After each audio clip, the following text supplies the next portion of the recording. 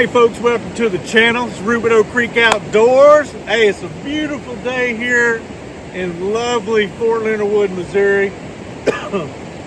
Can't make it up. It's really beautiful. Y'all hear this loud noise back here. So we got a low river crossing. It acts as a spillway slash low river crossing. So this lovely river, which you will get a better view here in a minute. This is the Rubidoux Creek. So it's not a river. It's actually classified as a creek. Some places probably would call it a river. There's spots it's wide enough, but it's called Rubidoux Creek. So like I said, there's different areas. It's deeper than others, right? So there's deeper areas, you know, but it does some roller coasters. It cuts through the countryside, through all these big hills or small mountains, whatever people want to call them. A lot of wildlife on it, good fishing, different areas, especially the deeper holes got good fishing in them. So, but anyway, that's where we get our name from the channel, because we do most of our hunting and fishing around this area here. So, but this segment is going to be, what are you carrying today? You're like, well, that's a good question. Or what is your EDC today? But I like to just say, what are you carrying today? So today, on this lovely day, I'm carrying, technically I got 3 knives, but 2 are on me. One's in my vehicle right now. I got my little Kershaw leek, not the full size one, but just the standard size leek. It's got S30V steel. I've got quite a few of them. I just love them. I got different colors of them, different handle materials, different ages. They're all USA made, and not the ones made in Japan or Taiwan or China or wherever, right? But what's on me right now, I've got a 194 OT Charade USA. That's just my preference. Everybody carries what they want to carry, but if I'm gonna get a Charade, it's going to be a US made. Even the new ones, as long as they're made by Bear Cutlery, I'm cool with that one as well. But and then my tactical everyday carry folder is a Benchmade 2024 Mini Adamus. So they make a full-size Adamus and they make the Mini Adamus. Even the Mini Adamus is actually a decent size folder, which I'll show y'all here in a minute. The full size was just, it's just too big, man. It's too big for me. Like I said, it's just my preference. But we'll get into that. But this Benchmade, it's got the special carbon fiber handle scales on it. It's one of their special edition ones. The part number. So I had to adjust my camera there for a second. So wind's blowing pretty hard down in here. Like I said, it's a natural valley through here where this creek is. The wind just really speeds up through this area. But we got some weird weather going on. Beautiful day, but I think we're projected for some more rain this weekend. I know, go figure, right? But not sure what me and Kojak will be doing this weekend. We may get out and about and go look at some antique stores. You never know about what me and Kojak's gonna do. But getting back to the Benchmade Mini Adamus. Like I said, it's model 273-03. It has the CPM Magna Cut, and it has the special version. It's like a special, I would say model, but version of the carbon fiber scales. I showed it a little bit in a prior video, but that's what I'm carrying.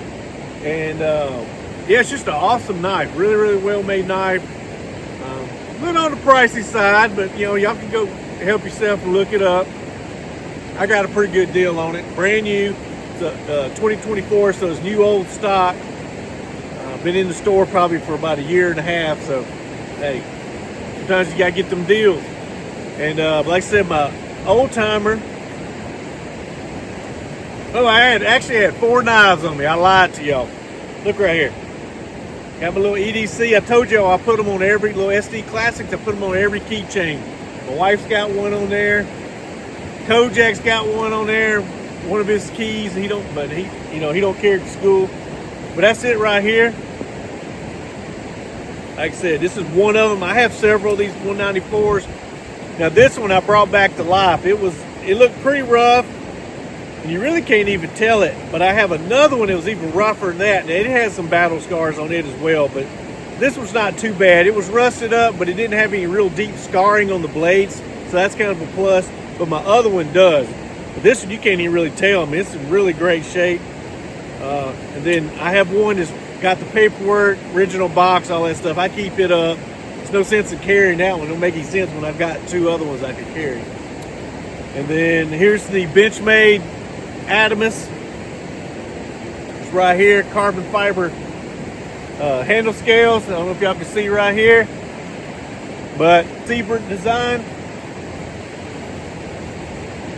So very, very well made knife. It's got jipping up here, jipping on the frame, and it's got jipping right here on the blade. So still breaking it in a little bit.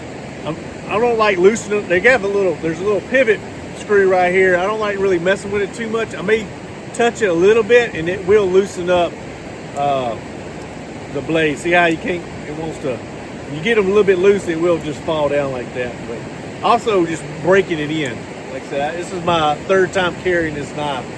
So like I said, pocket clip, just an awesome knife to carry. So, but yeah, we're gonna start moving forward. We're gonna do these segments to where it's what you're carrying.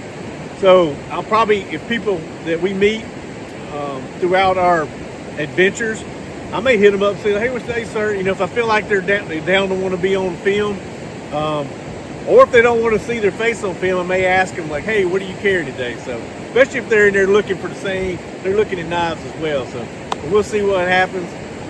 But yeah, but we'll get a better view of this loud racket. I do have some mics. I need to start using my mics. I actually forgot to bring them.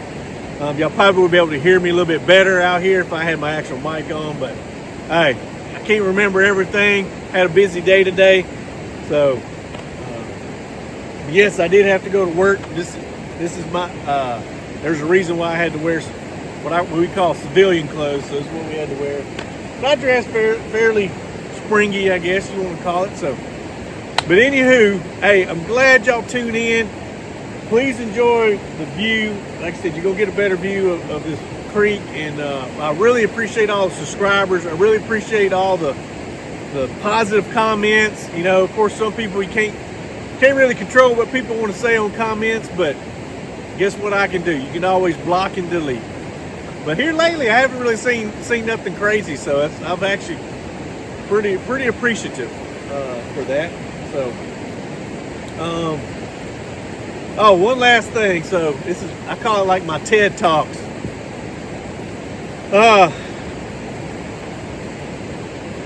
One thing I've learned through my journey so far in life is you can't please everybody. You really can't. You can't.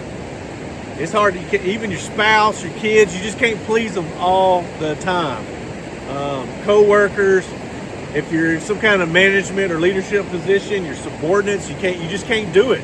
Just no way to please them all. So it took me quite a while to figure that out.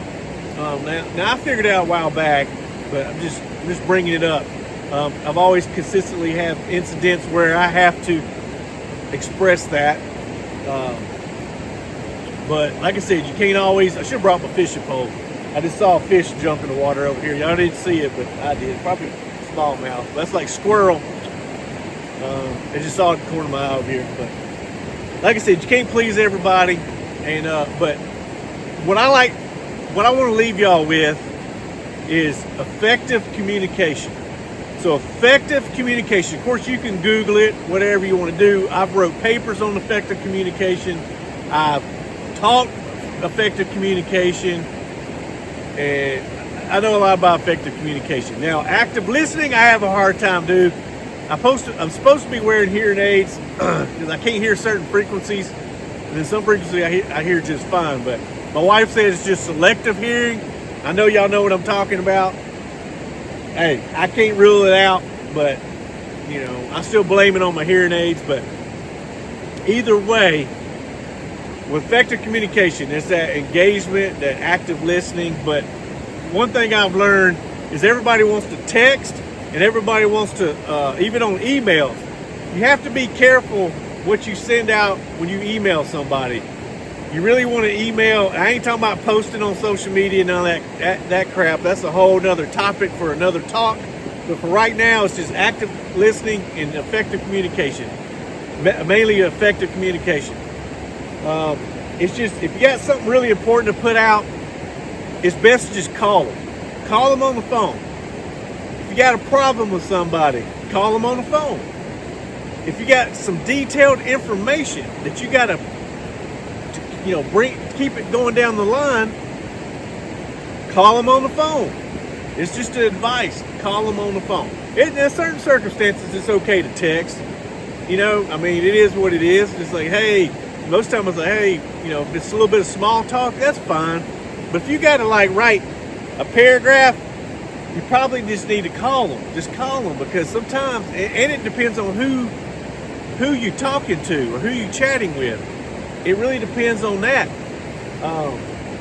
Because people can perceive one thing, or you accidentally write a statement a certain way. You don't mean to write it that way, but you just wasn't paying attention. That's texting, especially emails. Even if you proofread your email, for verbiage and everything, but you don't catch some of the pronouns or adjectives or whatever that can turn the statement totally different.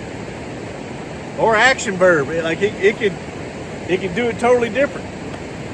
So it's always best, if you got something important to say, is to call them.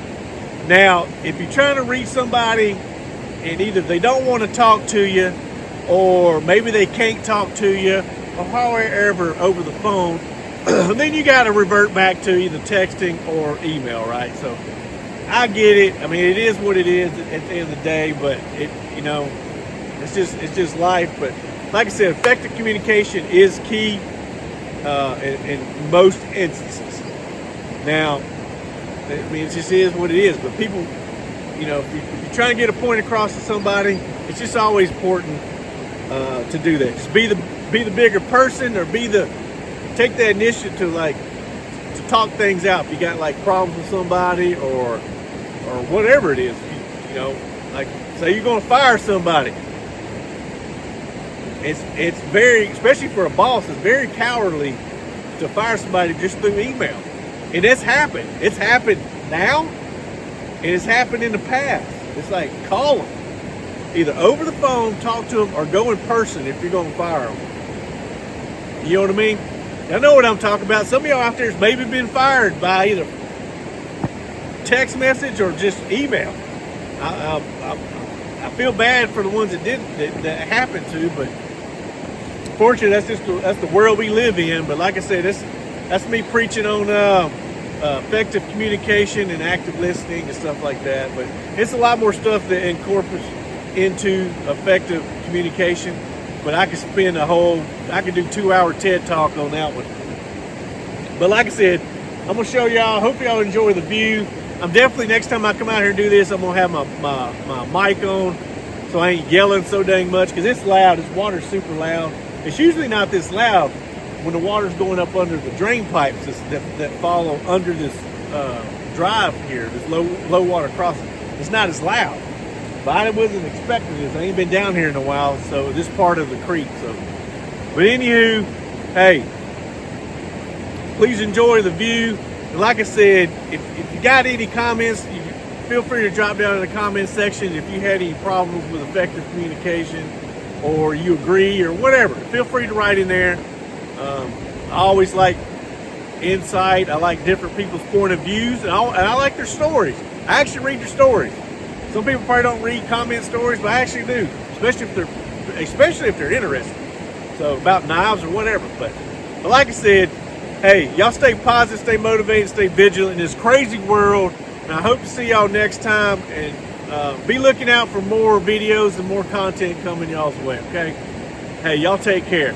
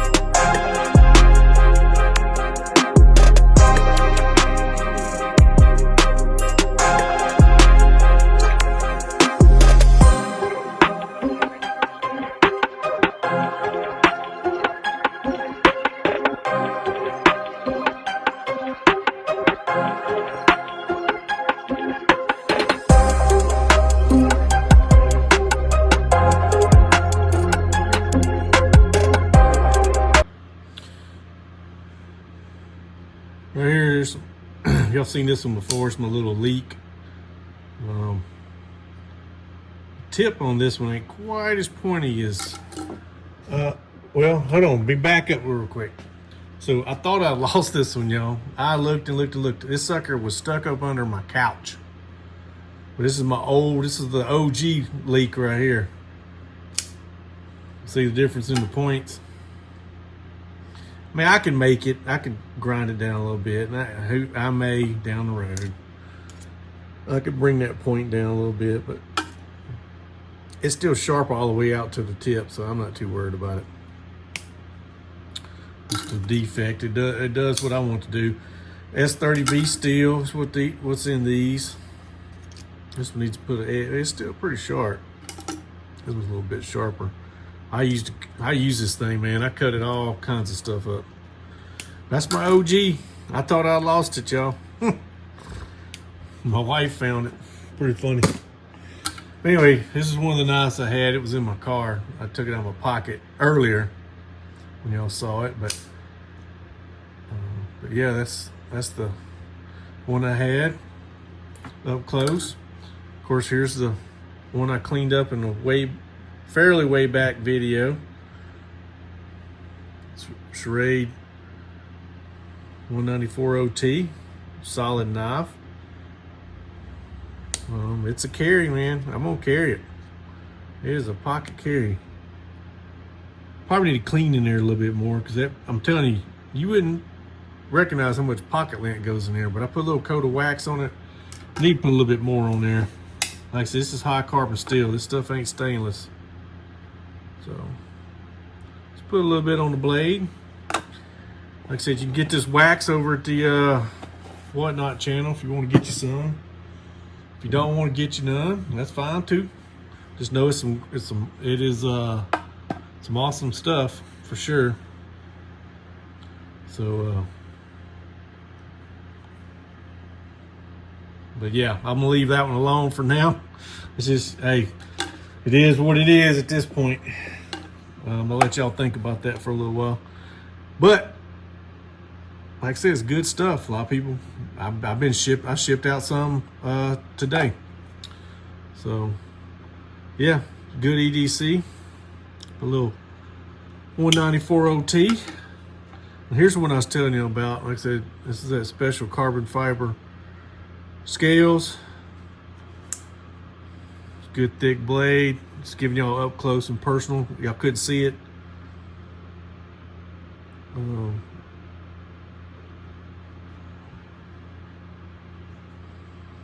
Just giving you up close and personal.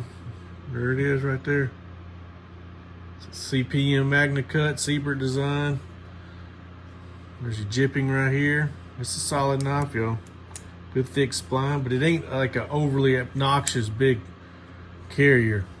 You know, EDC pocket carrier. So that's the box right there.